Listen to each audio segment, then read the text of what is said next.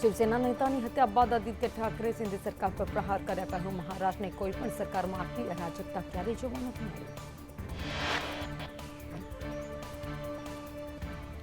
રાકેશ ટિકૈતે કરી જાહેરાત, ખેડૂતોના મુદ્દે 16 ફેબ્રુઆરી દેશભરમાં ચક્કાજામ કરશે. આરોપી તરલ ભટ્ટને બેંક ખાતાની વિગતો આપનાર ઝડપાયા. અમદાવાદ અને મુંબઈના 2 બુકી એટીએસના સકંજામાં. રતનપુરમાં મોતિયાના ઓપરેશન બાદ 7 દર્દીના આંખે અંધારા છવાયા. 3 પુરુષ અને 2 મહિલા અમદાવાદ સિવિલમાં દાખલ. સુરત મનપામાં 5 સફાઈ કામદારની પોલ ખોલી. નોકરી મેળવવા ઓછી શૈક્ષણિક લાયકાત બતાવી. ધોરણ 12 પાસ હોવા છતાં ધોરણ 7 સુધીનો અભ્યાસ બતાવ્યો.